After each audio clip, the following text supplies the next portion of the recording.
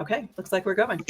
Hello, everybody, and welcome. This is my name is Lisa, and we are here today to talk about using street epistemology with children. I have a little YouTube channel called The Road to Reflection, and I'll post this on there in a day or two. And hopefully, we will have an interesting discussion today. And I'm here today with 4 other people. And I'm going to just let them introduce themselves, and we will go around and then we'll get started. We'll get right into the conversation without wasting a lot of time. Eddie, will you go first? Sure. Yeah, my name is Eddie. I run a YouTube channel called Deep Discussions. I am not really active anymore, but a lot of my talks are still on there for everyone to watch. And my most recent ones dealt with using SE on my kids. I think it's just an idea I had, and it worked pretty well. And there's still a lot of running things I have going on with my kids right now. So I think I'm excited to get into the conversation and talk about what I've learned and what they've learned. How many kids do you have? I have 2 girls. 2 girls. Okay. Yeah. Very cool. Diamond, will you go next? Sure. Yeah, go by Diamond. My channel's Diamond Discourse. That's my last name. I do have 2 kids. And for credentials, you can see the toys in the background. So just, yeah, they're like fairly young boy and girl. But it's definitely been good. And Eddie, I think I feel like I'm in the presence of a celebrity because your video exploded when I'm sure we'll talk about that at some point. But I think it's the most famous example of SE with children. And I'll be interested to hear how things have changed over the time. So very cool to see you all. Cool. Yeah. Thank you. Bob. Hi, I'm Bob, and I'm in Starkville, Mississippi. And yeah, I guess those are my kids. Those are infant portraits back there on the back wall. I've got 3 boys, and they are not that small anymore. One is 15, the middle one is 12, and the youngest is 10 at this point. And yeah, I'm happy to talk about kind of my journey into SE and kind of SEing with my kids. I'm a teacher. And I'm actually a children's entertainer as well on the side. So I interact with children at all kinds of different levels and try to do what I can, if not explicitly SE, certainly championing critical thinking. So I'm happy to talk about that stuff. Yeah, definitely. Thank you. Simon. I'm Simon. I am the odd one out. I don't have any children. My partner and I refer to it as well-rested. That's the label that we've taken for ourselves. And yeah, I work as a business analyst, but I'm also studying psychology at the moment. So I'm looking at this from a bit of a different angle, from developmental psychology and where kids are at in their development throughout different age groups. So yeah, I'm really keen to hear from you guys what your experience has been like using this with kids, and also just I love talking about street epistemology because it's one of my favorite hobbies. Yeah, awesome. Thank you, you guys. This is going to be great. I forgot to mention, I have 4 kids, and my youngest just turned 18 a couple months ago, so they're not young anymore. But I did raise 4 kids who are all adults now, which is crazy. But I've worked with children a lot in church-related callings for most of my life, and then I taught dance and gymnastics and like a lot of stuff like that with young kids. So I have a lot of interaction with kids, but just not recently. And then with COVID, there's just not a whole lot going on. And my kids are older. So I really want to get into like the younger age groups, maybe like 12 and under, the little guys who are just learning to think for themselves and figuring things out. So before we like get into the topic of kids particularly, I want to hear what you guys, how you define what street epistemology is. Like, what is it to you? What does it mean? Because everyone's got like a little bit different definition. And the one online is a little convoluted, you know. Yeah, any volunteers to go first? I'm happy to. Okay, go for it. Yeah, I find it to be kind of it's like a called a Socratic interview about a deeply held belief. So it would be exploring what a person believes and why, and then gently challenging to ensure that the reasons that they have are fit for the confidence they have in the claim. Yeah, that makes sense. Anybody want to add more to that? I'd say it's really hard to define SE because it is. I feel like being a part of the SE community at the early stages of it, it's changed a bunch, and so it's really hard to nail down like exactly what it is because it's evolving as it goes in a good way. And I think the general idea is that you are partnering with someone and having an investigation on what they believe, why they believe it, and the reasons and methods they use to reach their conclusions. And so it's I I haven't described it in this way in a long time, but it's almost the SE practitioner is almost giving their service to someone else on giving the opportunity to think about something without judgment, without being attacked, and it's just something that's been lacking for a while. I would say. Yeah. It's often described as conversation, but it's not the typical conversation. It's certainly not debate. It's a conversation where the SE practitioner is making a really concerted effort to get to the root of where the interviewee, where their beliefs are coming from, without bringing in any of your own biases and prejudices and that sort of thing. It's maybe like an interactive mirror, where essentially you're letting your conversation partner see themselves, but you're actually helping them to drill down deeper, but not falling into, no matter what the topic is, not falling into debate mode. Mm-hmm. Yeah, Exactly. I asked this exact question in preparation for this. I asked my son what he considered it to be, and he described it pretty much like you just said, of that it's listening to other people without pushing your ideas on them. And I was like, yeah, there you go. You can explain that to my 6-year-old daughter. Yeah, that was going to be my next question. Like, how would you explain it to a 5-year-old? Like, to simplify it in the very basis terms without using fancy words or anything. And that, I think that sounds like a pretty good definition. William Owen said, helping someone explore an idea they think is true was his 5-year-old definition. And basically, it's just all it is at the end of the day. Okay. Want to add anything else to that before we go on to this? What modifications or adaptations can we make to make street epistemology more kid-friendly? Ideas on this one?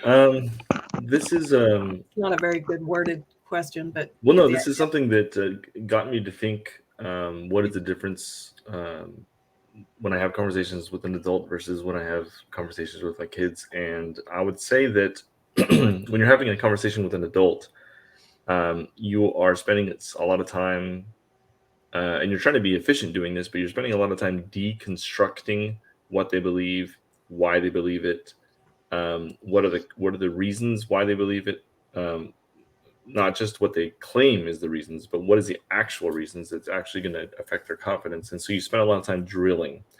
When you're talking with kids, there is no drilling. They don't have these beliefs yet. They are they're on the ground level, and so you spend a lot of time with concepts and differentiating between certain things, and it's almost right where you want to be. You skip all the hard part with an adult about drilling and getting to the core. With the kids, you're already with the core, and then you go from there to talk about how to tell the difference between what's real, what's not real, what's fact, what's opinion, what's this, what's that. When you say drilling, do you mean like getting to the epistemology of the belief and like their methodology, and like the kids might not have that so clearly understood as an adult would?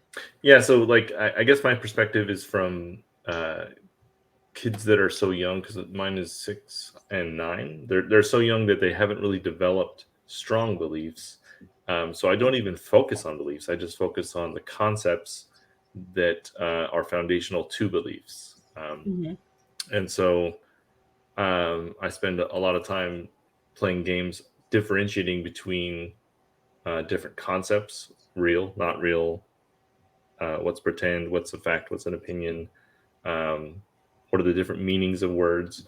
And I just work on the foundation a lot. And my hope is that what spawns from that is, healthy, stable, concrete beliefs.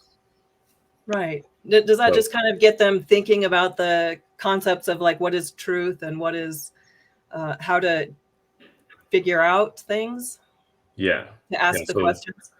Yeah, and a lot of times they will relate these concepts to their everyday life, and so it's not like I'm picking a belief here and there and talking about how they got there. It's more about the concepts and the methodology, and as they're going through their life, they apply those to pretty much everything, and they catch themselves going, oh wait, well, that's an opinion, that's not a fact, and it really helps them navigate and develop in a really cool way. That it's really cool to see.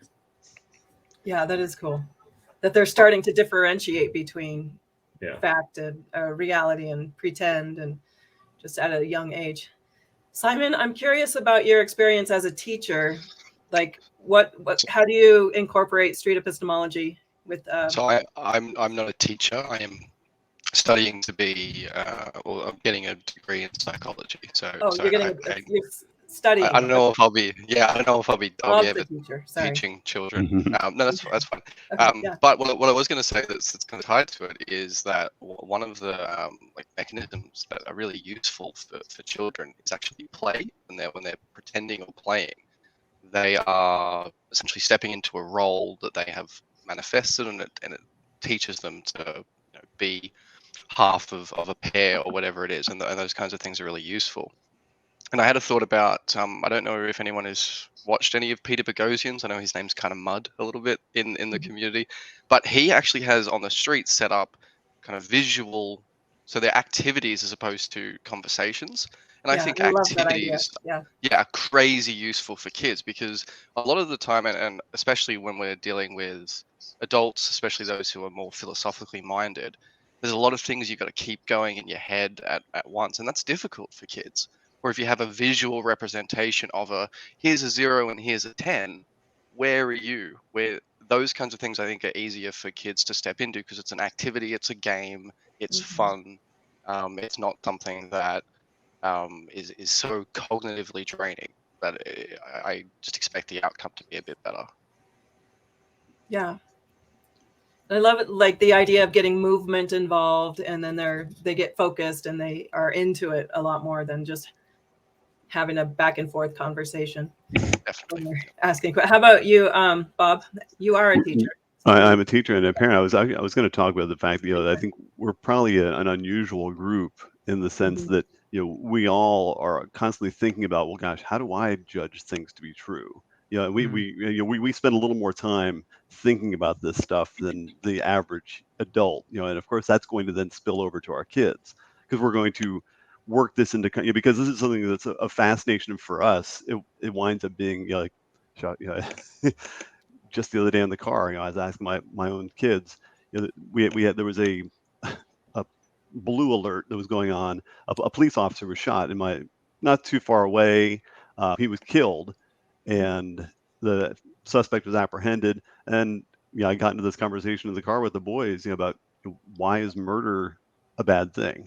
This is not typical fare for most going to school kind of conversations, but that's kind of stuff that goes on around my house. As far as like modifications and adaptations, one thing that I've used in the past with my boys, and it's partly because I live in a religious area. I have relatives, actually, I have in-laws that are religious, and it's caused strife in relationships. And the boys still have, they have contact with these grandparents, and the grandparents, they'll read Bible stories to the boys. And and because I understand boundaries, and because I'm allowing the boys to stay with them, and if they have the right to teach them things that they want to teach them, but I do make it a practice of kind of debriefing those Bible stories, and what I call the sniff test. I essentially say, okay, well, what story did you hear? Oh, the story of Job. Okay, well, first of all, do you think that really happened, or do you think that someone wrote that happened? We kind of step through it that way, because, and I also make the point that even if somebody just wrote that something happened, that doesn't necessarily make it bad. I'm a children's musician, and I've written children's stories, and so I make up characters all the time. And so I kind of establish, first of all, whether it's real or whether it's just a story, and then I go to the step. Okay, well, what was the motivation? If it was fictional, because usually the boys acknowledge that it's fictional, that there wasn't really a David who killed Goliath. But I say, okay, why would the writer write that story? Was there a reason? What lesson was the writer trying to teach? And we kind of, we just kind of deconstruct the story that way. Just asking those questions is those questions, right? A lot of value. Exactly. First of all, because as Eddie was kind of mentioning, kids, they're not saddled with apologetics, but they are saddled with a tremendous respect for authority.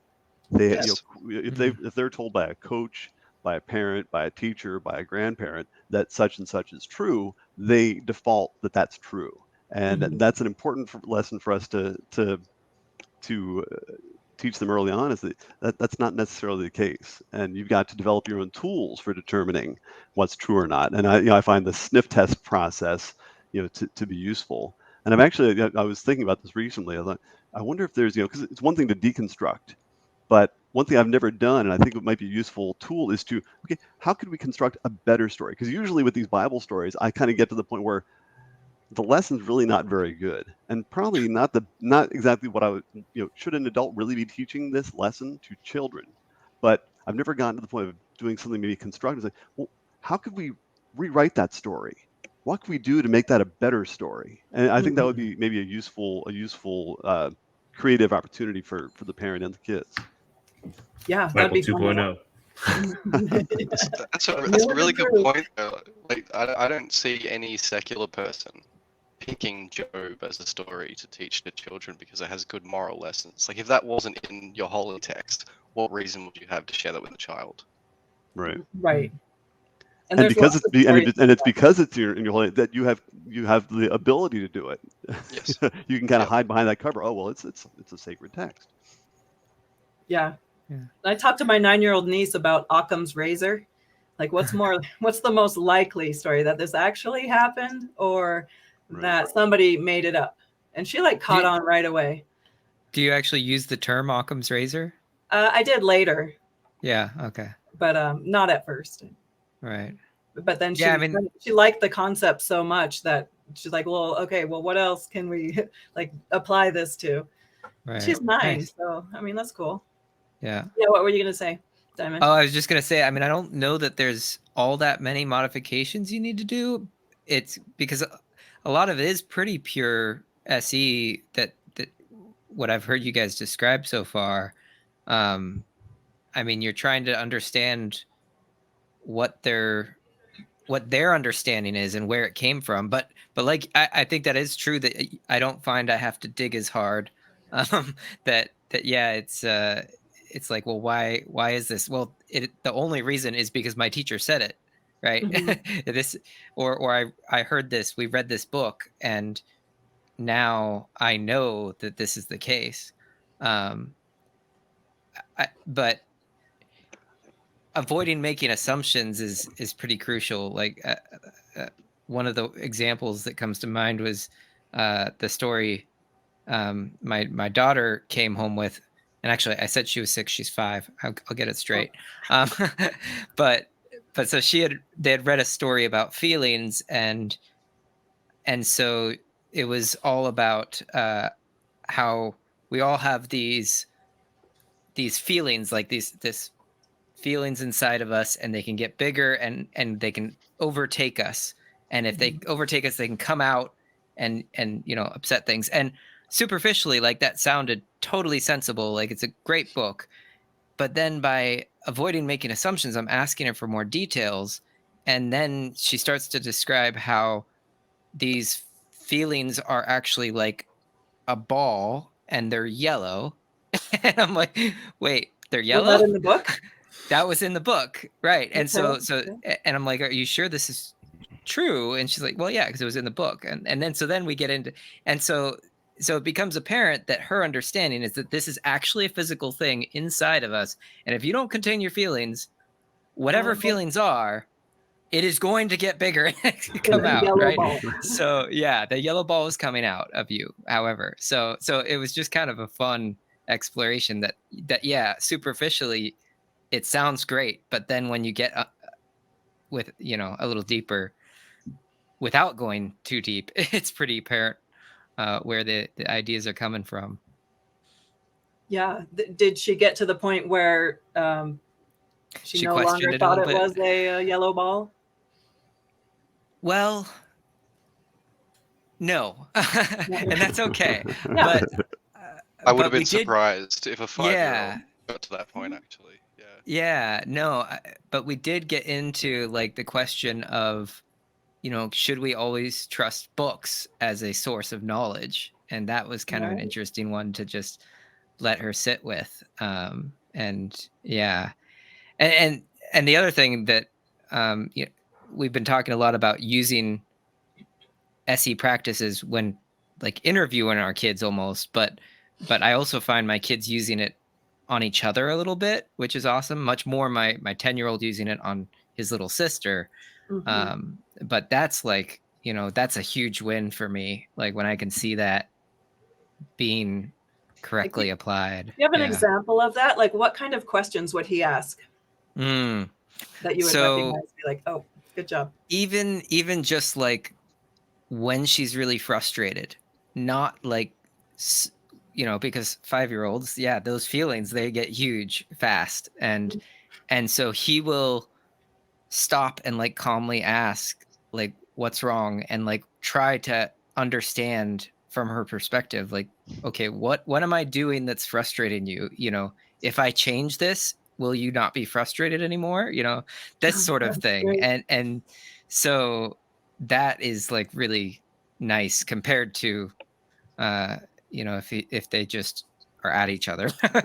Yeah, I love that. And that's like effective problem solving and communication and getting along with other people. Like these are valuable skills.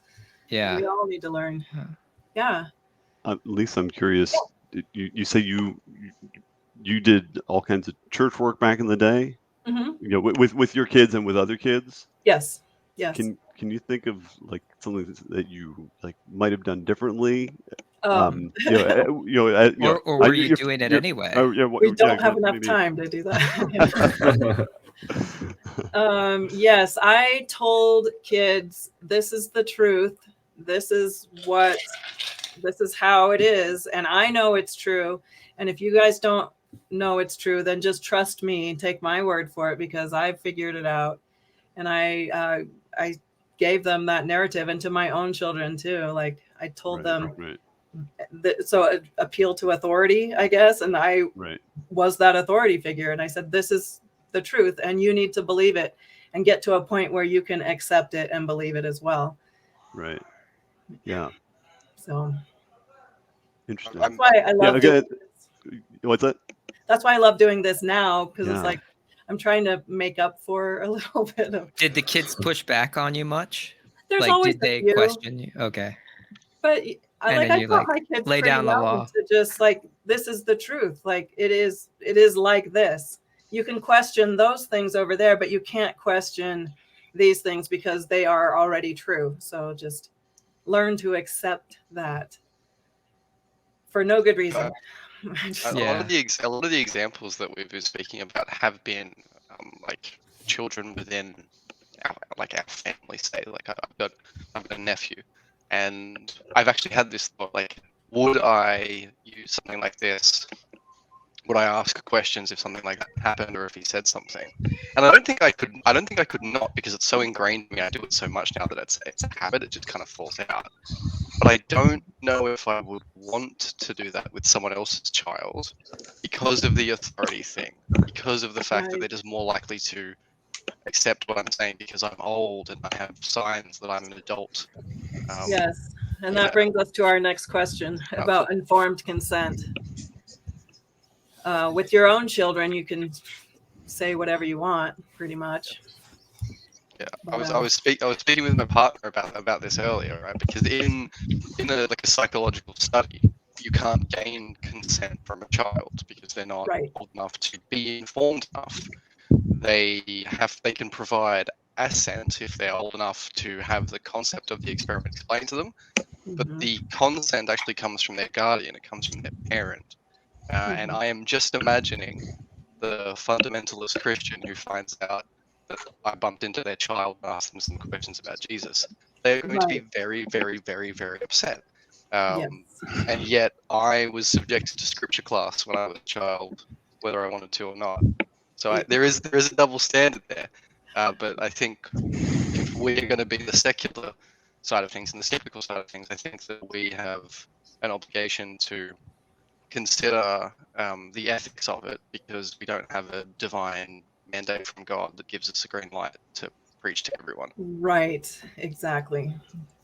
And since children cannot consent, then it limits going out on the street and doing interviews with children, or at school, maybe away from the parents, or in a, you have to get the consent from the parents. And I think a lot of times parents will not consent, especially if they're religious. I know I wouldn't have wanted my children talking to someone who's going to make them question their beliefs that I've tried so hard and worked every day of my life to instill upon them. I would not have appreciated that. So. Right. Yeah, it's something. I'm sorry, I had to change location. I've got children, and they come into the house and they turn on the television. They do that. I'm up in my son's room now. But anyway, yeah, it's part of the ethics of SE. I'm a college professor, and I had a student this past semester who we came to my office. We started talking about physics, because that's what I teach, physical science. But things turned in a direction I really wasn't expecting, and it turned religious. And I started to do a little, kind of SE conversation with her, but I immediately reached out to an old high school friend of mine who's a devout Christian, father of 5 children. This particular student was the youngest of 7 girls. Both parents went to Moody Bible Institute, and so she's been in a very religious upbringing. And I checked with my old high school friend, who's the old, like I said, the father of 5, to see. He and I really aren't that tight, but I introduced him to SE, explained about the nature of the conversation I had with my student, and really was kind of getting his perspective. I want to know, as a parent, how would you feel if your child came to their professor's office and had this conversation? What would your reaction be, and and that sort of thing. So I think we all just have to be very mindful of that. What did he say? He's been very intrigued with SE, and he does think, because I showed him some examples. I showed him an Anthony video and a Read Nice Wonder video. And what's been interesting, and I shared it with my student as well, and both of them actually were very open to the technique. They thought that the Christians that were being interviewed in those videos were not real Christians, but as far as critiquing the actual method, they seem to think, gosh, it's actually it's pretty interesting, and I think my friend was of the mindset that he's confident that his children are well schooled enough, and that this would only help to receiving these kind of questions and deflecting these questions would somehow strengthen their beliefs, or better found them. Which I said that's the goal of it. Is to come up with better foundations of why we believe the things we believe. So exactly. Yeah, I guess being really careful about whether you're leading the conversation too, because hearing a lot of the examples come back to religion, I would be mindful about whether they're leading it or not, and Mm-hmm. be wondering, well, do you have permission to talk to these kids in general, right? So if you have permission to talk with the kids in whatever scenario you're in, like, then granted, it's not a no holds barred conversation thing, but it does mean that I think that you can have a normal conversation, and it, as long as you're not leading and messaging, I think that's fine. When you consider what would the alternative be, right? Is the alternative to just Right. like not be interested in what they're saying, or just tell them, okay, go over there and do this thing? I think most people would expect that if you're in a situation where you are having conversations, whether it be with family members, cousins, or I was volunteering at my school, at my kids' school, and it was like their field day. And so when they're taking a break, they're always chatting, and they might start talking about, oh, this teacher is really horrible. Well, which they did actually. This is a true story.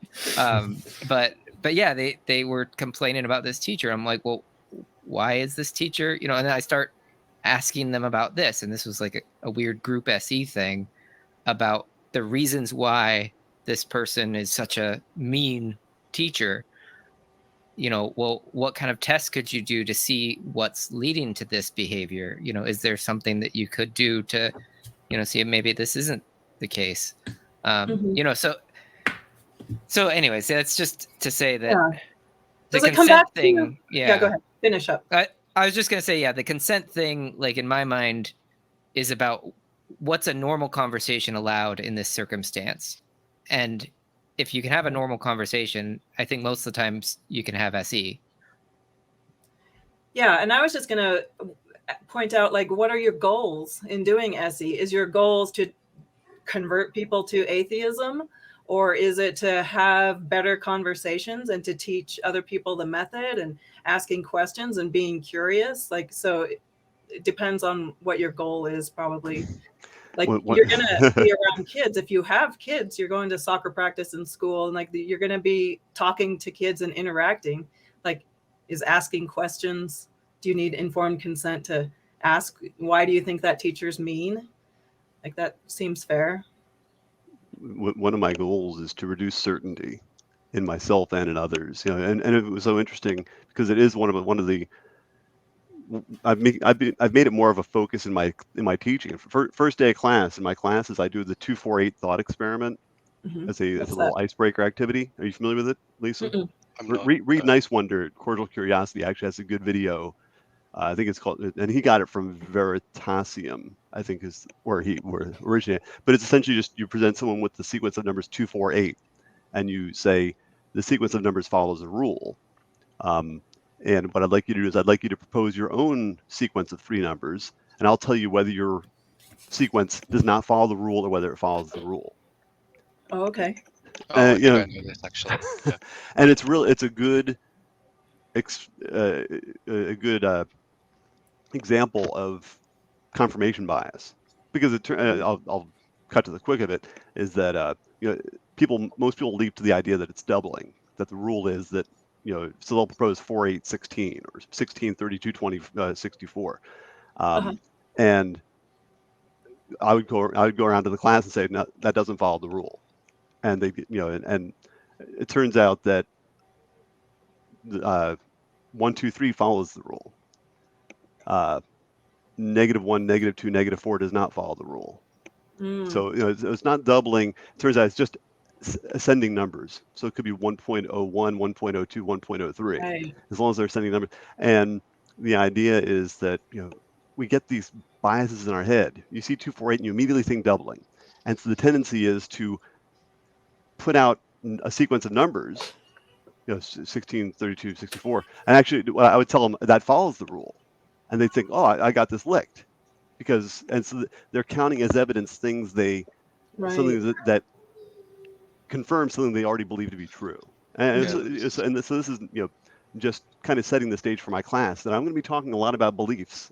and it's so interesting that one of my students wound up kind of picking up on because during the course of the semester I talked about the pandemic of certainty. Because it's something that troubles me, is that so many people are way overly confident, thinking that they've got the truth in no matter, choose your topic.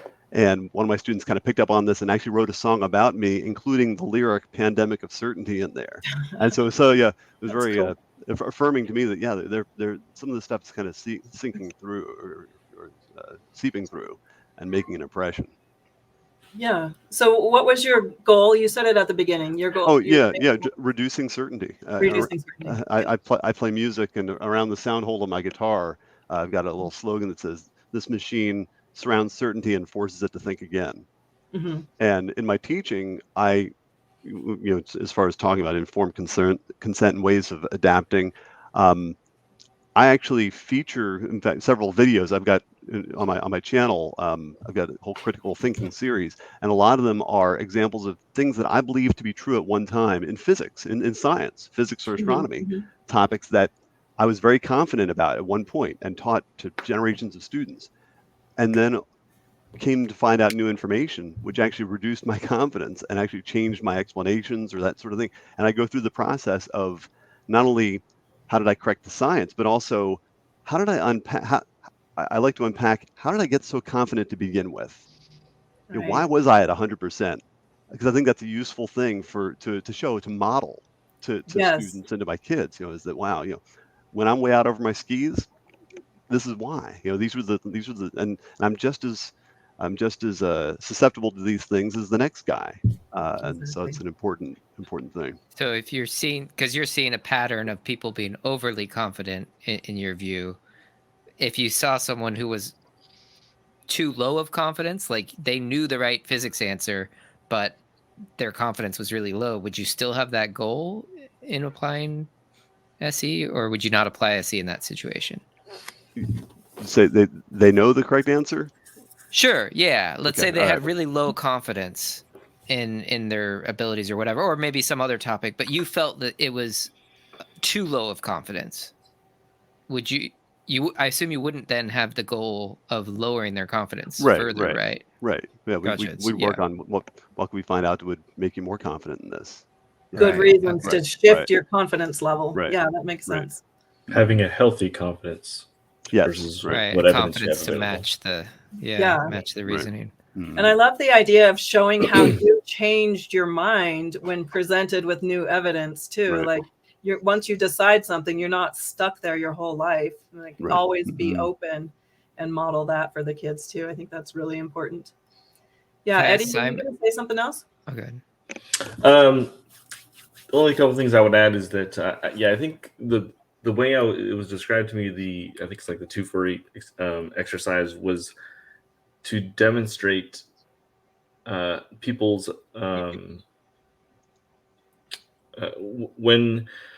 when they try to figure something out, they try to confirm and confirm and confirm and confirm. And what this demonstrates is that there are situations where deconfirming is the best route.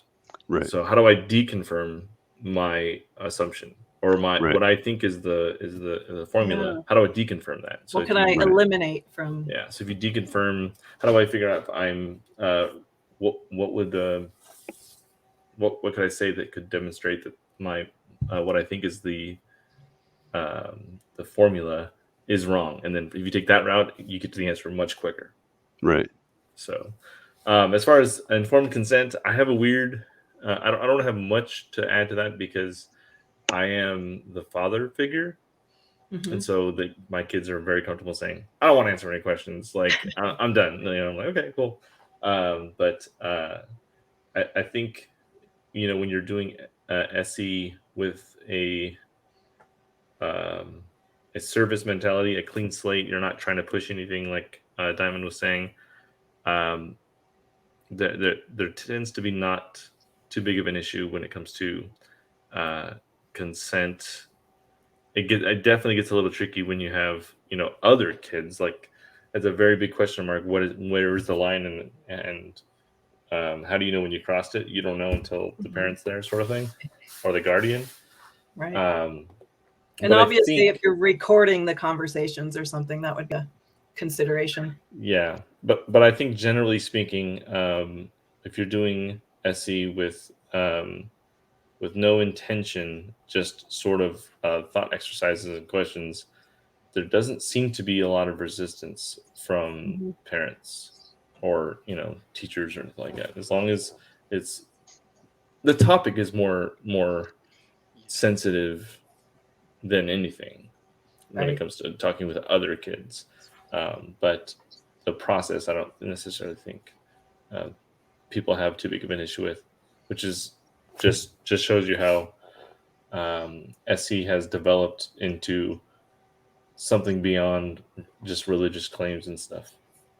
And I love that that it's adaptable to other topics, to any topic, really. Like, it's not specific. And I we think had an election. Oh, sorry, Bob, go. No, I was just going to say, with SE, because so many times we think, oh, SE is recording people, strangers on the street. Right. It's what we see on YouTube. And that, and of course, you don't think about, that doesn't seem very practical with kids. You're not going to chase down a kid and I'm going to put a microphone in your face and ask you a bunch of questions. But I like like Diamond was talking about. You can almost teach your children how to SE each other, or even kind of do even SE by proxy of their teachers. Well, okay, your teacher told this to and you think this is true, but how do you think your teacher knows that's true? And kind of at least kind of teach them even if the kid doesn't go in next day and badger their parent, but at least show them that process, and plant those kind of seeds of, okay, how would they pursue that kind of questioning? I think that's valuable. Right. Especially in a school situation where you could ask the teacher why, and the teacher could give you information and, well, why this? And you can look at the foundations going all the way, like, how did they first come up with showing the way the earth was round or whatever? Like, you could find the reasons for it. Yeah. And I think the effect that practicing SE has on you as an individual, I think, is quite profound. At least for me, I don't think about things that I think I know the same way as I did beforehand. I think modeling that, and stories like your son, Diamond, at 10, doing that with a younger sibling as well. That's amazing.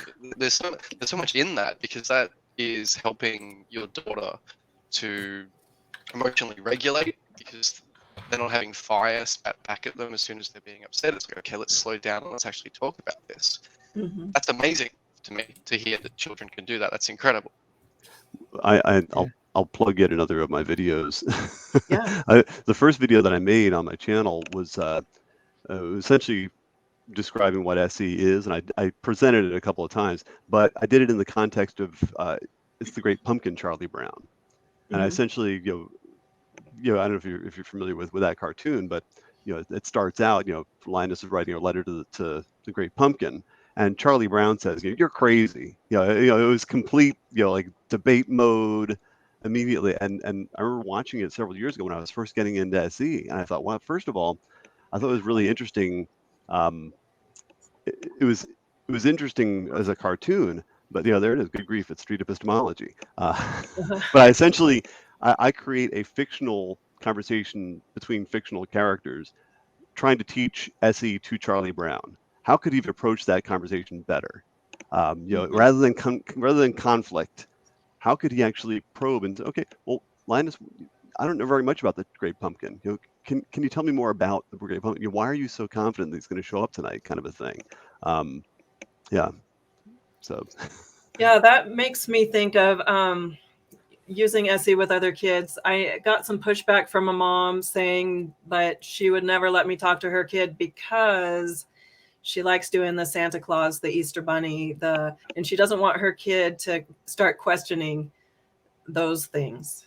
So, like, I don't know how you would deal with that. But I guess that goes back to informed consent. Like, I would just say, okay, I won't talk to her then. But right. but aren't they going to go that direction kind of naturally if they start learning how to be skeptical? Yes. Mm-hmm. Yeah, it's an interesting topic. Like, I would almost want to ask that parent, like, why wouldn't you want your kid to figure out earlier than later? What do you think they're benefiting from not necessarily like being told that Right. X, Y, and Z is not real, How but do you guys handle that with your kids? Right. I was going to say, do you want your 35-year-old sincerely believing that Santa Claus is going to show up on Christmas Eve? You know? yeah, like is the longer better? So Right. and like, do you personally like regret losing that belief? Do you wish you still had it? Like, what is the benefit it's giving, and what is the benefit? Like, what is the benefit it gives you for having it, and why does that not apply to older kids? Why is it, and so, it's an interesting question that I think everyone should ask. It is a cool little moment for kids, but it is, I think, when you think about it, it is a young, like, fun time that's not appropriate when you're older. Right. Like, it's not healthy when you're older. There's like Right. just a lot of kid games. And so I think coming to that conclusion was like, well, why wouldn't you be proud of your kid for growing out of that sooner? But Right. To Yeah, encourage. no, it's a great opportunity for critical thinking. Once they start to make those connections, oh well, the milk and cookies. Anybody could eat those milk and cookies.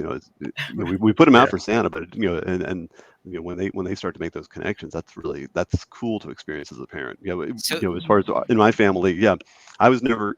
I never pushed Santa, but my wife, she likes the Santa stuff, and I had no objection to it. I didn't necessarily. I tried not to lie to the kids about it, but of course they're going to pick it up and that sort of thing. But I definitely applauded them when they started to figure out, oh, I saw that toy at Walmart, last week, and I said that I wanted it, That's where Yeah. Santa shops. He shops at Walmart.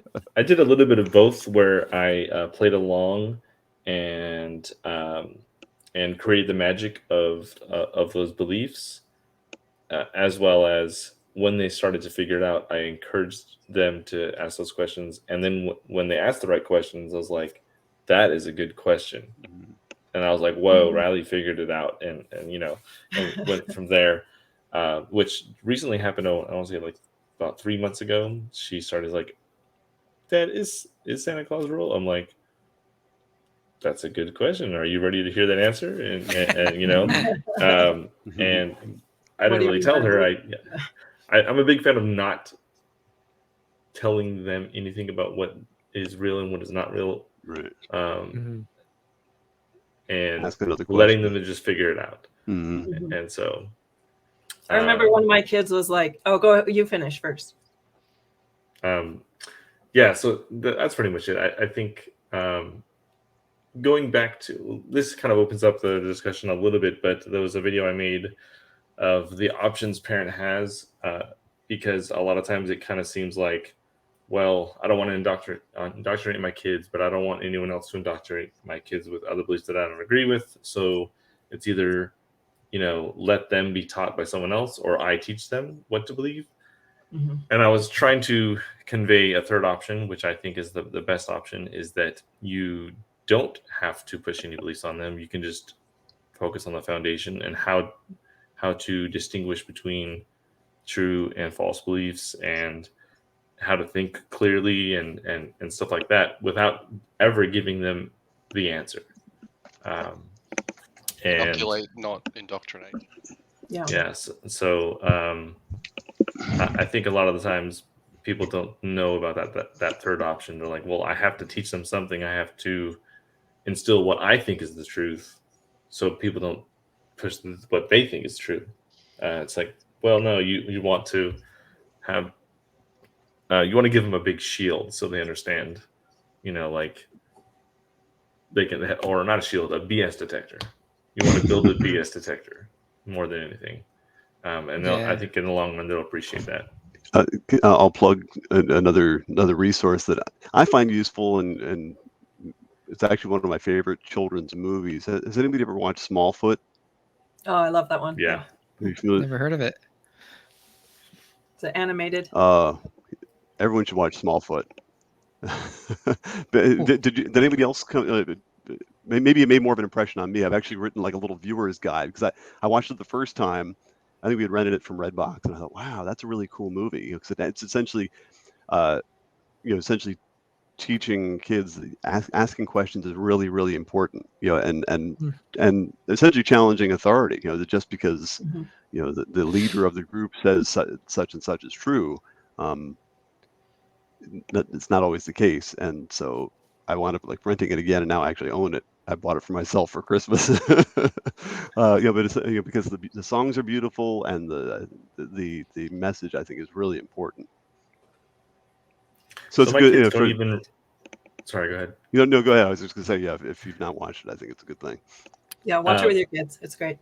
My kids obviously don't know what SE is or Street Epistemology. They just refer it to as questions, and they'll come up to me and they'll say, "Daddy, I want to do questions." And I'm like, "Okay, do you want me to do questions, or you do want questions?" And so they get the opportunity to ask questions, and if they want, I can ask questions too.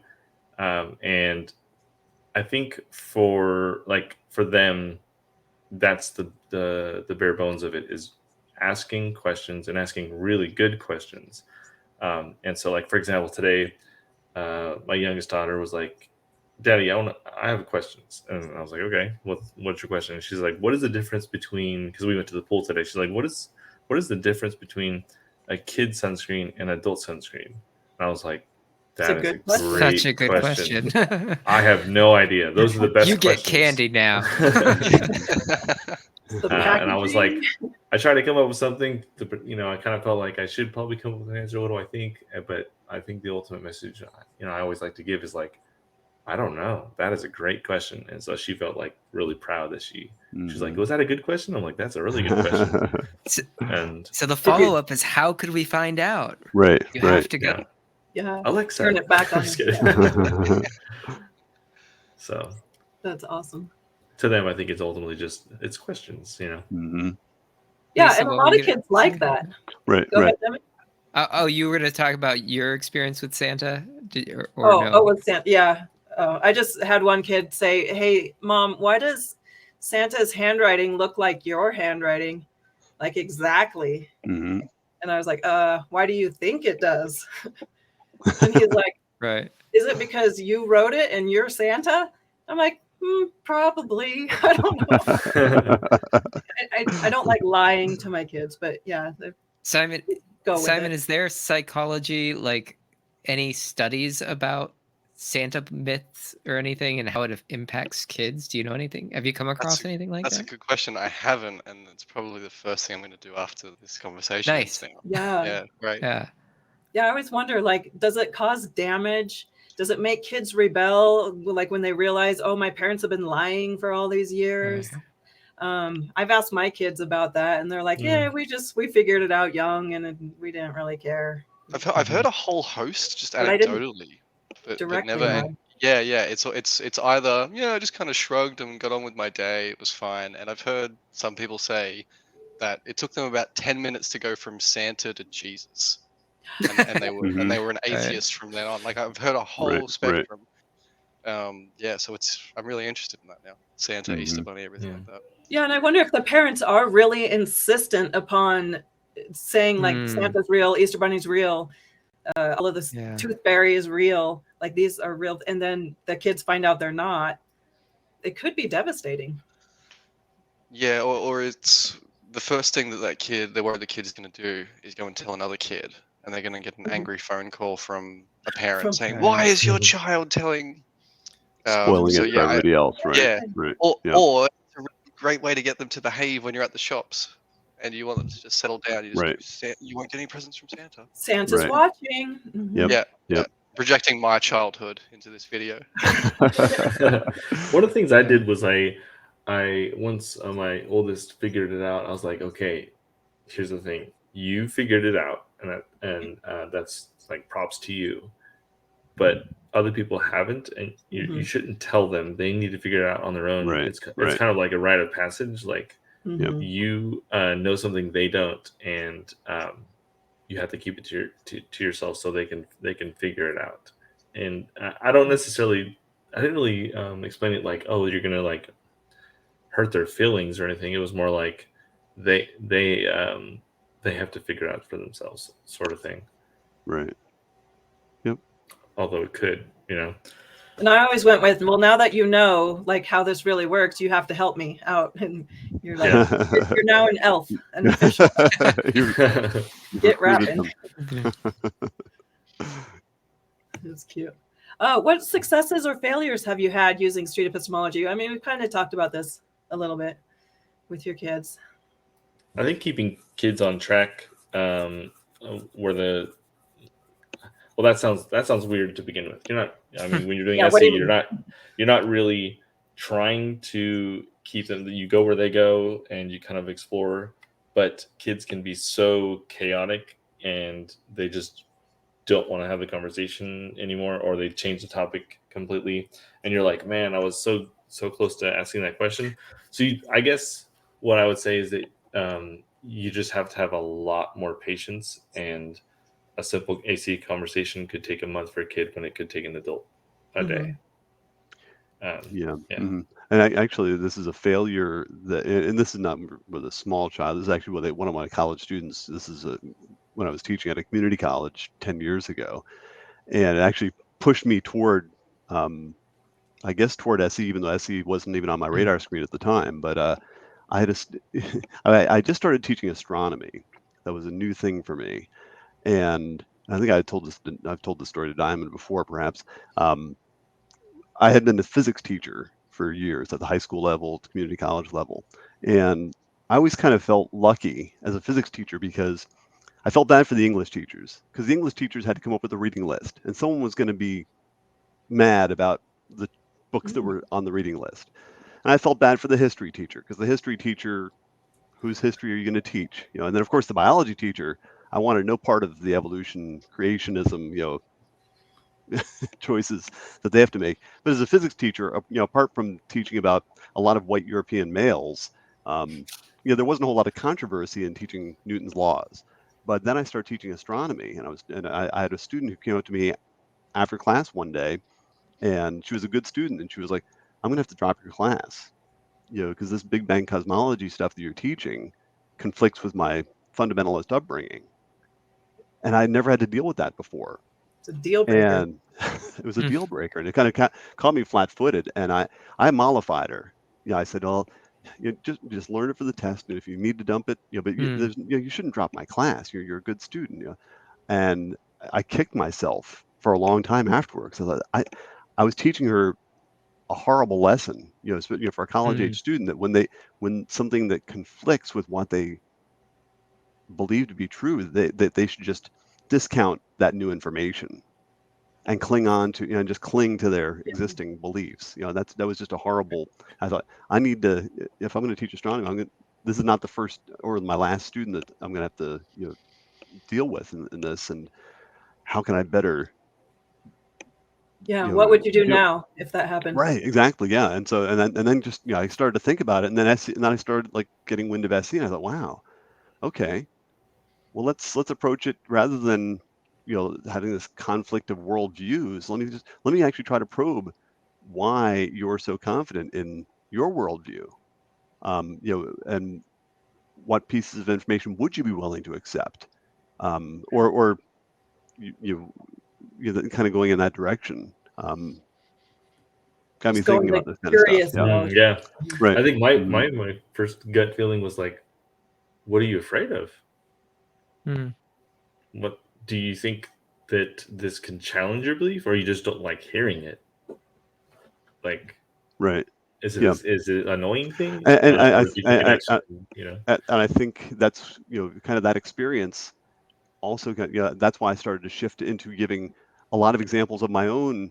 I believed things very, very confidently and became less confident when I gained new information. And so I almost am trying to nip it in the bud or not have to deal with those confrontations by just modeling it myself, and kind of giving them pointing tools it at the out, outset, right? going through the process. Yeah. And then they can see it's okay to change your mind. Right, and that's Eddie said, I don't know. Yeah, that's one of the best Say, things "I you can don't do. With your kid with the sunscreen. Hey, I don't know. And then Right. Diamond said, how could we determine what's the difference? And if you're really that interested, pursue it. I started to do that when I would have a question from a student. I've got a couple of videos that were prompted from student questions that kind of caught me flat-footed, and I essentially said, I don't know. I don't know does not mean I don't care. And if it's a good enough question, and if it's sincere enough as a teacher, I want to figure it out, or let's work together to figure it out, because it's going to help me. I'll be a better teacher. I'll be able to teach this to the next generation of students. But we'll kind of go through the process together of figuring stuff out. That's a really good example. This just popped in my head. I think there's one drawback, but it's a very short-term drawback to raising kids with SE, and it's that they challenge everything, and so Totally. You say like you need to eat your brockey. Yeah, they'll start asking you why. Yeah, how do you know that? Yeah, here's a good example. It's like my little kid, my oldest, which is 9. She's like watching things you feel like they shouldn't be watching, like a zombie sort of animated film, and it's like, I don't know, what is the message here? But it's like there's blood, and you're like, you shouldn't be watching that. Why? Because there's blood. It's like, Mom, I know they're not real. It's all just pretend. It's a story. It's like, damn. Okay, so she's so, and this is like a success, right? This is like a backhanded, non-failure success. Or another example would be like, can we go do this? No, we can't do that. Well, why not? Because of this. Well, okay, if that didn't happen, then or after that, can we do it? It's like, no is not an answer. No is just not a good enough answer for them anymore. Well, I think really all kids are going to ask questions and that sort of thing. Why do I have to do this? That sort of thing. But I think the benefit of raising kids with SE is that they don't get to the point in adulthood, because what I find, and I again have a video that kind of deals with this, conspiracy opinionists, they're question askers, right? They think that they are skeptics. Conspiracy theorists think, because they're asking questions of the government. But the problem is that their questions are not falsifiable. They never learn falsifiability as a really important thing at an early age, and so question asking is not sufficient. Question asking does not make you a skeptic. It can make you a cynic, but it doesn't make you a skeptic. And I think there's not enough of an appreciation of that. And that's why some people are finding their way into the conspiracy theory realm, is that they find comfort in being that questioner, that stick in the spokes kind of a person, but not understanding that the beliefs that they're holding via these questions are not falsifiable. There's nothing that they could learn or find out that would make them less confident in their worldview, and that's a dangerous place to be. And so I think kids, they're kind of raised with SE, where it's fine to ask questions, but we could figure out, if we dug deep enough, we could figure out why kids' sunscreen is different than adult sunscreen. And it's not big sunscreen that's got some sort of a malicious agenda. Well, and it teaches them what information is acceptable for an answer, and what is like, this is somebody's idea, and maybe it's true, but there's no way to tell. And then they learn to distinguish how to accept the answers. I think when talking to conspiracy theorist type people, I always try to make sure we hit the step of, okay, we've asked a question. Do we know? No. Okay, we don't know. But let's just bathe in that. We don't know. We don't know. Now where can we go from there? And a lot of times they just skip that step. Like, I asked a question. Just start grabbing for answers. Yeah. And I, in this, it's like, wait, well, let's just realize we don't know. What are the options? And so getting comfortable with saying I don't know. Like I didn't do that when my kids were young. There's always, okay, well, I guess let's go see what the prophets have said. Let's go, there's always some other source. I never said, I don't know. It's one of my favorite Matt Dillahunty quotes is, becoming comfortable with saying I don't know is probably the key in having to say it less. Mm-hmm. I think that's really good. Yeah. Yeah. That's a good point. In terms of failures, I can tell you that I've become way more aware of how often I do fail at applying the methods. When I get into a mode of, just do it because I want you to do this, or I'm in a rush or something, I'm not thinking through things or listening, especially when I'm not listening, or when I'm doing bad SE. Like sometimes I know that I can ask questions in a way that will lead them to the answer I want them to get. And then I feel guilty because I know better, and so, it's just made me more aware of that, I think. And there was a fun success story where I was trying to model the behavior that I wanted to see in my kids, right? And so son asked, and this was a math thing, which I like math, but he asked me, like, how do we know that pi goes on infinity, and like, how do we know that pi is infinite? Which I don't even know how pi came up in schools, but apparently kids like to talk about this. But so I had to admit that I really didn't know, and so I'm like, okay, but how can we find out? So let's go down this road. I tell you, this is not an easy answer. I spent hours with my son going through. I don't know if this was a failure or a success, but in the end, we did come to like a beautiful, like lengthy, convincing proof that had infinite expansions and infinite fractions, and it was like amazing. And I'm like, okay, if you want to really drive your math teacher nuts, ask them this exact question and see what they say to you. After he saw how complex it was. So I don't know. It was interesting, but It sounds like a success. Yeah, that dedication that, yeah. you showed Yeah. definitely sounds like you would have passed something valuable, even if it's Really not good modeling. why pi is infinite. The Yeah. method that you used was good. Yeah. Here's how you figure out the answer to complicated questions. That he might have gotten bored trying to figure it out on his own. So I'd be like, nah, too much. I think he became, like super. He likes knowing things, right? That he likes to lord over other people, right? Because he's 10, so that's what they do all the time. So I probably helped. Fun facts. Yeah. Let's move on to the next question, unless you have any other successes or failures you guys want to talk about. Are we good? Do you have any advice for people who are maybe new to street epistemology, just learning, just starting to get into it, stumbling across this video perhaps, and they're wondering how can they get started? What's like a good way to begin? I would say that my general advice, and it's something that other people ask as well, is that like how do I get started? How do I what's the tips and this and that? And I think the best advice is just to try it. You just have to try it, because a lot of times people are hesitant and people don't they don't know what's going to happen, and there's just like they feel like there's this barrier that isn't there, and it's just fear. And so they just have to try it. There is no like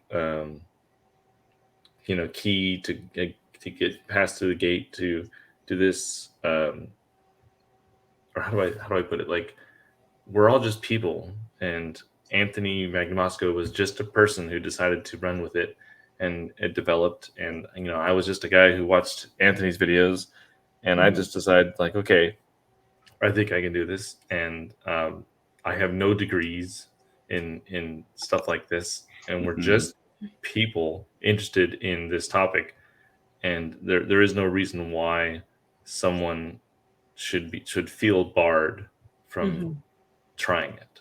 Just try it.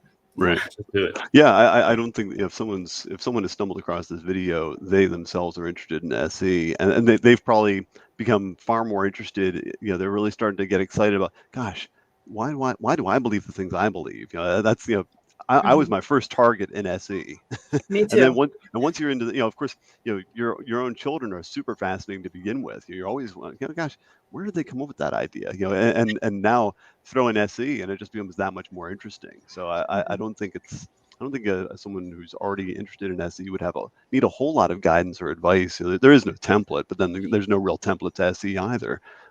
Just this real interest in how people arrive at beliefs, and especially when it's your own kids.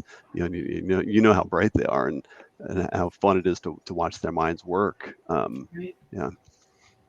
Yeah, Simon, I are think, you still there? yeah. So I think you both of you gentlemen made really good points in, if you can witness someone practicing it who has a style that resonates really well with you, and then you meld that into your own style that is true to you and doesn't, you don't become another person when you enter that exchange. I think it's easier to have that conversation with your child or children in your family, just as you using some of the tools that SE is based on, and finding the right, I guess, style to use. Like I wouldn't try like being Doug from Pine Creek with a 6-year-old. That's not my go, right? But yeah, Anthony Magnabosco, I feel he's such positive dad energy that anyone he talks to, it would be a wholesome conversation. So Mhm. yeah, match it to your audience. Yes. And One of every my person is different, so match it to your audience is a good one. one of my favorite Anthony videos was the one. It's with a woman named Hafsa, and it's entitled, I think, "I Am My Mother's Daughter." I Oh, I remember love this. that one.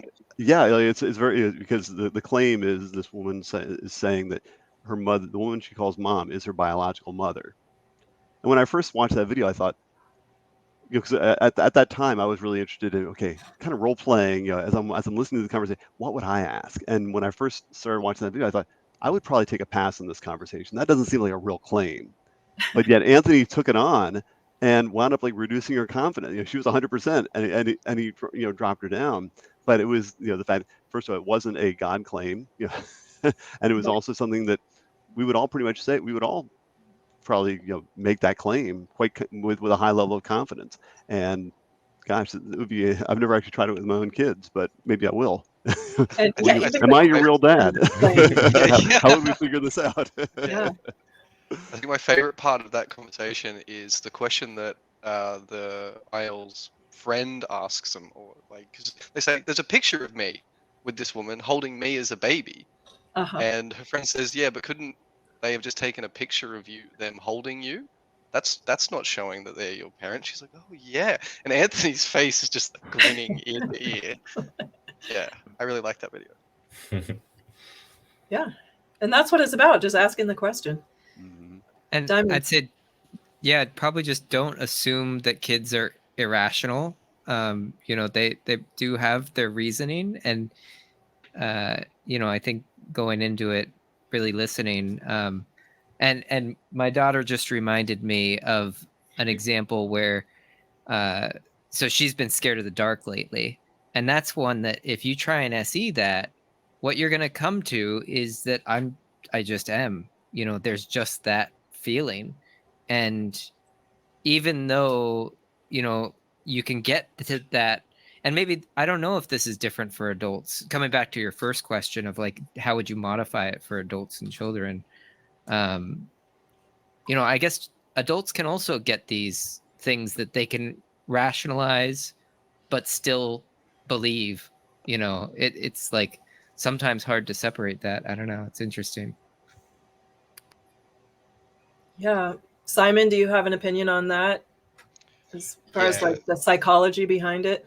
The thing that I thought of was like spiders or snakes. So there are Phobia. cultures, there are human cultures that have no contact with snakes, but you show a child a picture of a snake in that culture and they are afraid of them. Like it is encoded into our genetics to fear snakes. And so things like the dark, snakes and spiders and things that have an evolutionary advantage to having fear associated with them might not have a rational basis because you don't reason yourself into them. And so maybe they're not eligible to be reasoned out of, Right. if that makes sense. It's kind of like an emotional reaction. It's Or not- even just genetically primed, right? Mhm. Like I can't think myself out of my DNA, And especially that's actually one thing that I think is a challenge. Like I said, one of my goals in SE is to reduce certainty, but I think there's an evolutionary advantage to being certain. And so it's something that's tough to unlearn. You know, we naturally, our minds love it. We crave certainty. We like to be right. And it's so difficult to train yourself to not accept that dopamine hit all the time. You know, and I think that's one of the challenges of SE. You know, that's why it takes practice, and you're not, you know, you're never going to be able to completely disabuse yourself of it. But it's also, I think, a challenge for the method going forward. Is just that, boy, it's tough to break through. You know, when it's such a compelling thing for people. You know, we love to be right, and I think that there's evolutionary underpinnings there. You know, so it's not a learned thing. It's something that we just inherently do and we like. Kids are not an exception to that, Right. yeah, for sure. they're the most susceptible to cultural indoctrination Mhm. because their brains are sponges. Here's makes an sense. interesting question. You know how you say that we love certainty. Would you say that like we love certainty, but we also really love certainty that's like earned? I guess you would say. I don't know. That's the weird term. Or is but like, that just certainty about our certainty that we're enjoying? so like if this is a weird analogy, but like some people can reach certainty by, you know, in a game you're using cheat codes and you have all these abilities and you go through the game and you're just like beating it so easily, and that can be fun. But what's more fun or more satisfying is like beating the game through skill. And in the same way, getting certainty by gathering evidence, by, you know, learning and soaking up all the knowledge, in a way, being more certain is satisfying and should be satisfying if it's like legit.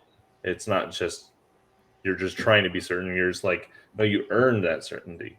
You've looked at all the options and you have figured out that the reason why, you know, pi goes on forever is da, da, da, da, da, da.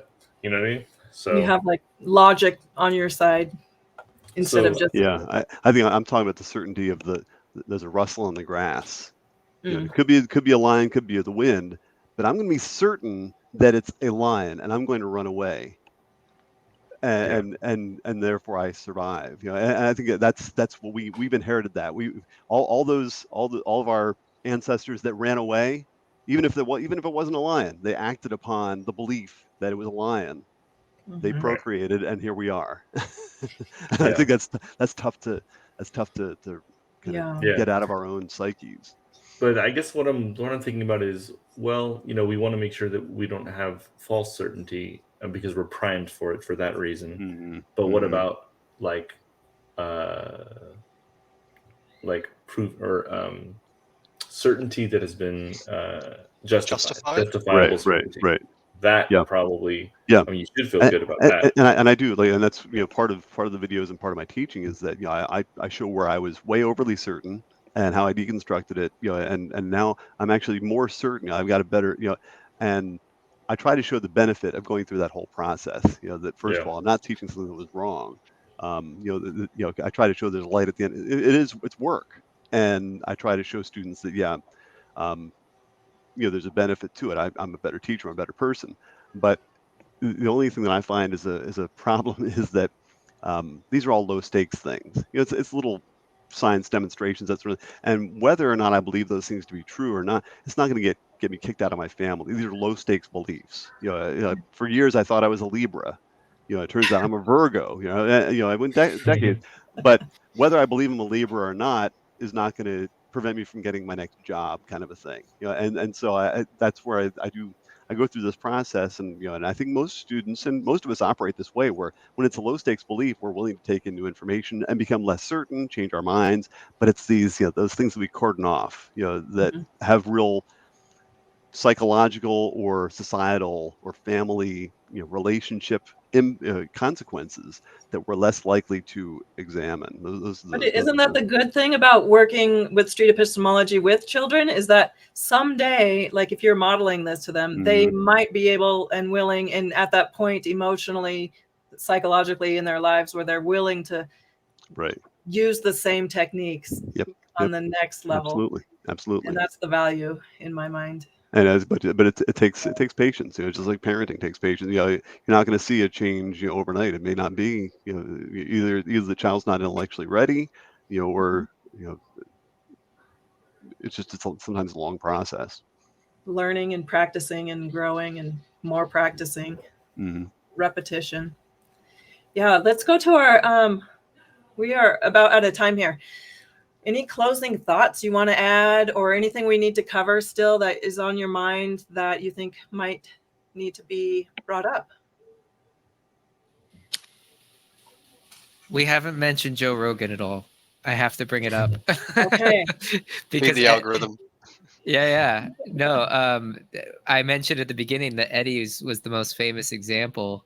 Do you want to talk about how that came up? It was one of those, I don't know the time frame. It was one of those things where I just decided I wanted to do SE on my kids. And so I did the little practice runs, and then I recorded it. And when I felt like it was a good recording, or it demonstrated something of value, I posted it on the Street Epistemology Facebook page, and just got like a lot of good feedback. And I felt a little uncomfortable posting like my kids online, but the positive response was so much that I got personal messages and stuff that they said that they really enjoyed it. So I decided to actually post it on my YouTube channel, and then from there, it became even more evident that people really enjoyed it. And I think it was like 6 months to a year later, it popped up again. And I think we were in the middle of the pandemic, and I haven't posted videos in a really long time, and everyone's just blowing up my phone like, oh my god, like Joe Rogan just. I was like, what? And so it was just kind of one of those really cool moments where the guest that was on Joe Rogan was talking about the video that I posted about asking, or I don't even know what exactly, I forget, it's been a while, what the overall topic was on the show, but he basically it was just a demonstration of how to get kids to think. And is that on YouTube? I haven't seen that. Yeah, it's on. We'll post all the links to anything that's been mentioned below. So. Yeah, so you can find the direct video on my page or on my YouTube channel, Deep Discussions. But like someone posted something that was like it mirrored the conversation they were having about the video with the video. I think I could probably pull up the link. I don't have it with me right now. We'll post it in the description, I guess. But yeah, that was fun. You mentioned like showing your kids online, and that was something that I always think about too. And because I would also like to do this, but on the one hand, like your kids are growing up on the internet, they're just in stuff. But then also like you say, there's the consent thing, and so I don't know. I think that's tough, and people are going to make lots of different decisions on that, I guess. For the record, they were totally okay with it, and they were like, what? Right. I'm like, Joe Rogan is like, I compared it to one of their YouTube channels that they really enjoy, and I'm like, he's like that for adults, and they're like, what? That's so cool. They're watching our videos, and nice. So they were very enthusiastic about it. Cool. But mine was more for the perspective of like, okay, like let's say this actually does blow up. Am I creating any safety issues of my kids? And it's Right. like the message is just way too positive, and I don't really think I'm going to get any negativity from it or negative consequences. I think it's just an overall positive. So I decided to post it. Yeah. Yeah, it'd be nice to have more of those available to watch as Right. demonstrations at some point, but it's got to be by choice. Let's go around and everyone say a final thought or plug whatever you have to plug if you have something. And we will wrap this up. And Simon, can we start with you? Certainly, yeah. So I have no plugging to do, so I'll be plugless. So really, my final thoughts. I've been crazy impressed with the success stories that you've had within your families with SE. I do think it's a profoundly useful tool. But the big barrier that I have in using it with kids is the consent thing. So if it's your children or someone within your family where it's a normal conversation, as you were saying, Diamond. I love that there has been so much success. It's really positive in what hopefully the next generation is going to be like, where there won't be that fear of saying I don't know. There will be a comfortable with saying I don't know. Let's find out. And I think that has really positive implications for the future of humankind. I think it's a treatment for the bipartisanship that is going on in most of the developed world right now. Yeah, I love that. Yeah, thanks for being here today. Or tomorrow. You're in tomorrow. Yeah. I'm from the You're future. in the future. Today is Sunday, but you're in Monday, so that's crazy. Yeah. But thanks for joining us, Simon. Bob. Okay, I'll plug I've got a YouTube channel. It's been a long time since I've posted new content, but I've got a whole series of critical thinking videos up there at Mortgage Hill Musings. I've also got a couple of other videos that I actually be interested in Lisa's take on at least one of my videos, which is about it's I think putting the SE in the sermon. I think that's or maybe it was yeah I think it was about a Christmas pageant that I found on YouTube that I essentially give it an SE treatment, and I'm sure in your church days you were probably involved in putting some of those together. So I need to I'll check that I need out. to check your content and Yeah, you for check sure. that out. Yeah, I'll look forward to that. Yeah, thanks for joining us today. Awesome. Diamond, Okay. how about you? All right. Yeah, sure. You can go to Diamond Discourse and check those out. I don't have posted. I'm gonna make more. And I guess thinking about the kids thing, I'll plug Dinosaur Tea Party as an excellent board game to play with your kids in terms of using deduction. It's kind of like Clue style. So, Cool. that doing that sort of thing can help build critical thinking too. And and of course the SE website. I'm sure most people watching this will probably already be familiar with it, but great one-stop shop for everything. Definitely. Yeah, thanks for coming today, Diamond. Appreciate it. Eddie? So the YouTube channel I run is Deep Discussions. And I think my closing thoughts is that my overall goal when doing SE on my kids was to find an alternative to simply telling them what I think versus what other people think. And because I know they're just going to eat it up and run with it. And I really do think even 5-6 years down the road that this continues to work, and it is a great tool, a great alternative to just teaching the kids the best of to your knowledge what you think is true. It's even your intentions are correct. 20 years on the road, that things might change. I think the best thing to do is to deprive them of conclusions and work on the method. I think that for the most part, besides like safety issues, like running in the road and stuff like that, I think depriving them of conclusions and making them kind of work through the process and how to think properly is the way to go. And just six years down the road, and I really do think it's working really well. Yeah, thank you. Appreciate that.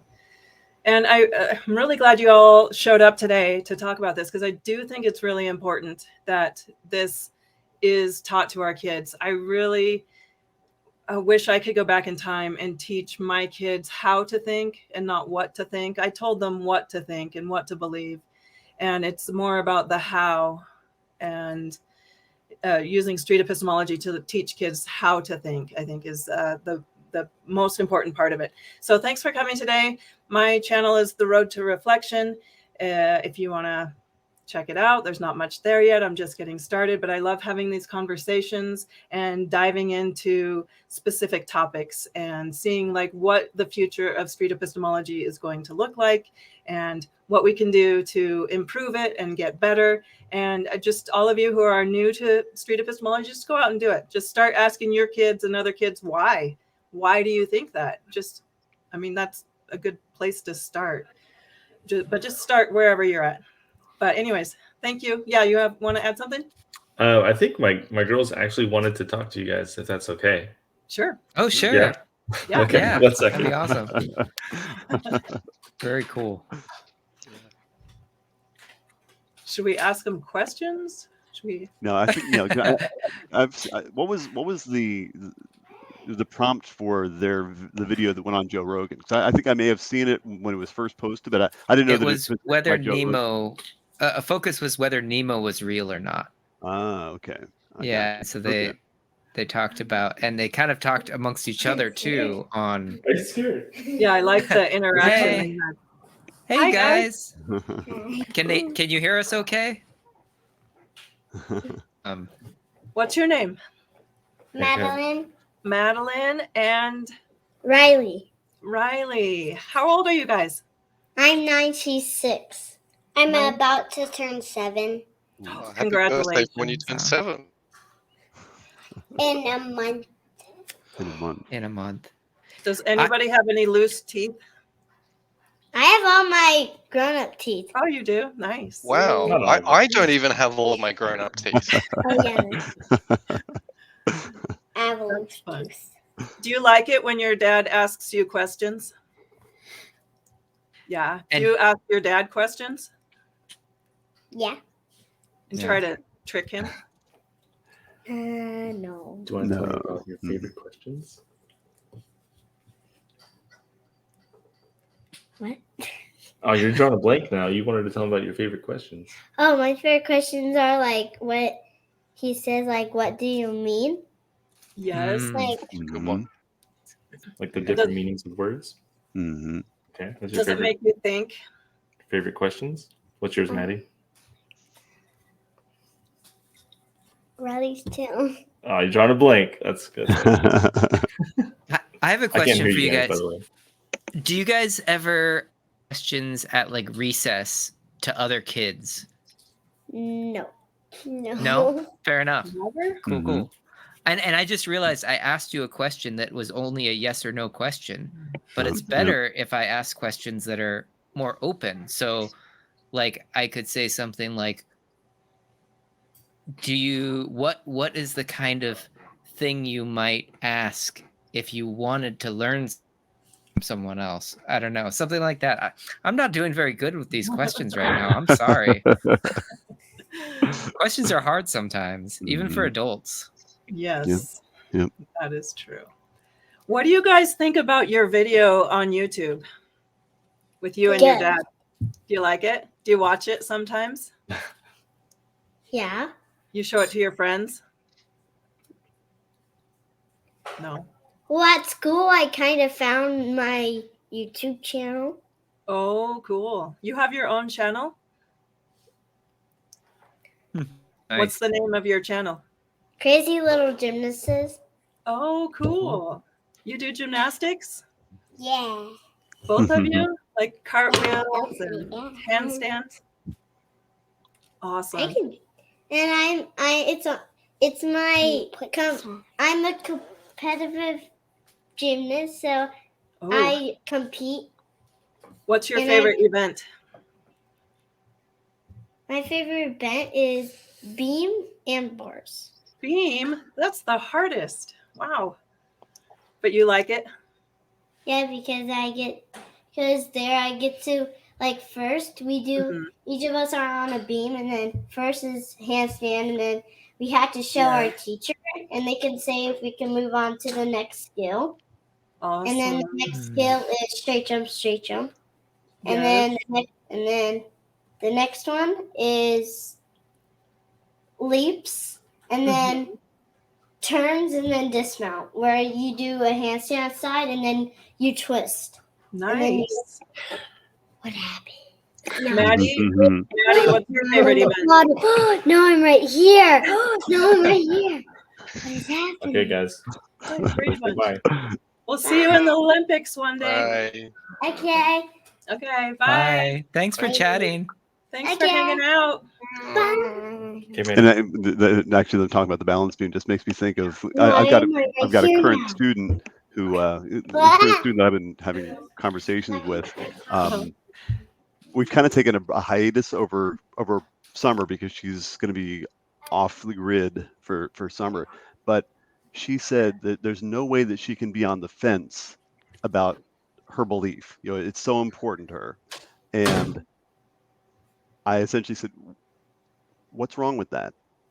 Yeah, that was kind of the thing I left her with for the summer.